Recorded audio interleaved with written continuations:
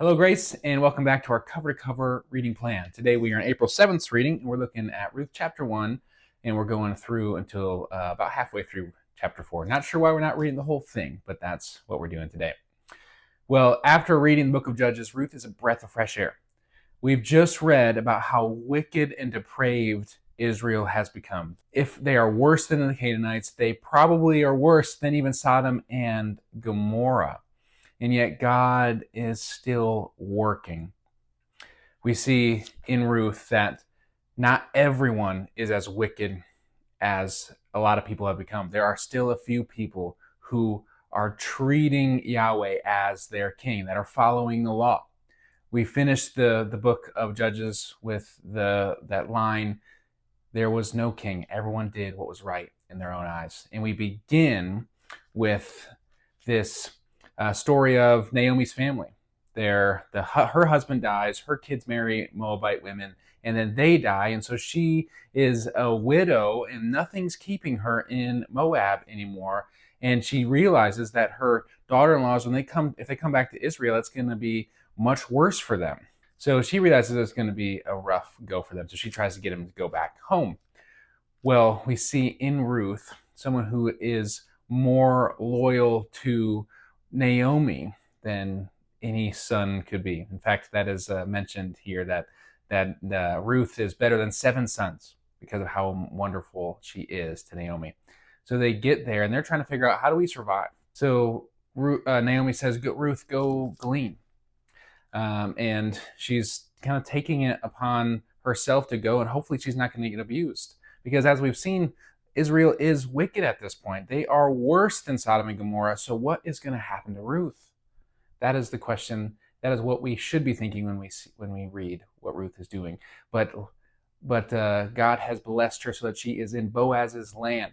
And Boaz sees her and makes sure that she is getting all the food she needs. In fact, he is fulfilling at least 3 laws that we've read in the Torah. The first is the law of gleaning, that there's a legal purpose for not gleaning to the edge of the fields. It's for the poor people. It's for the foreigner and the widow so that they can get food, that they are not going to go hungry. And so he takes that to another degree and makes sure that the young men are pulling out sheaves so that she has even more barley to take home. Well, then Ruth gets home and Naomi's like, "What? Where did you go?" And she says, "I went to go and I gleaned in Boaz's field." And Naomi's like, "Oh my gosh, that's amazing. Boaz is a kinsman redeemer."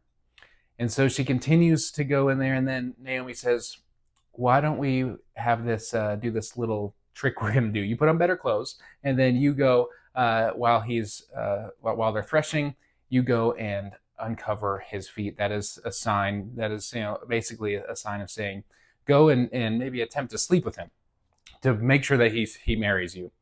Well, Boaz doesn't do that.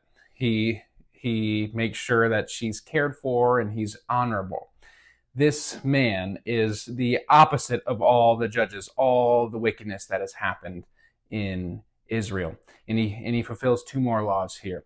The law of the kinsman redeemer. Now, 85 verses in Ruth, 23 times the word redeemer is said. So that tells us that is a key theme of this book.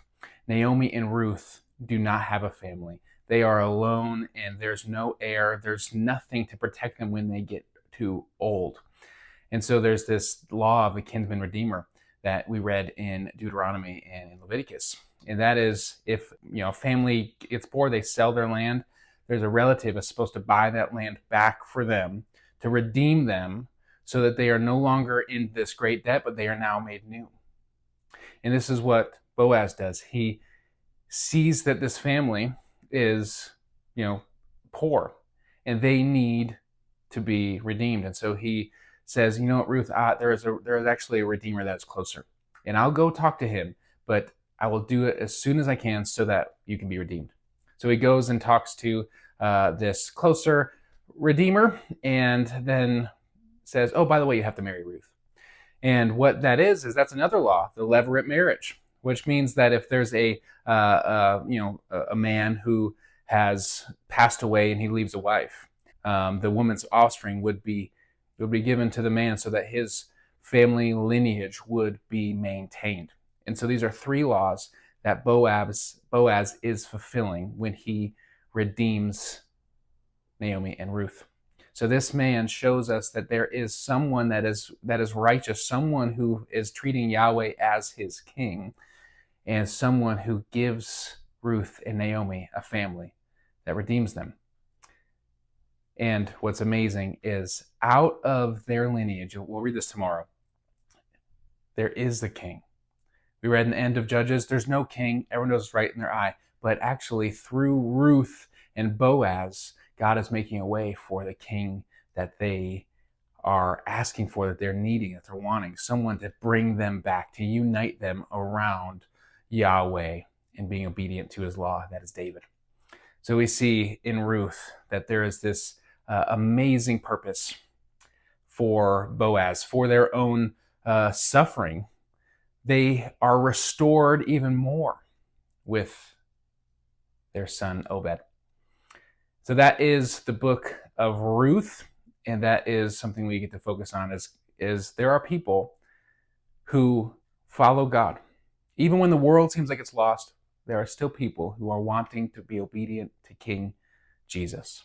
Are we going to be those who are obedient to King Jesus? I hope you enjoy the reading. God bless you.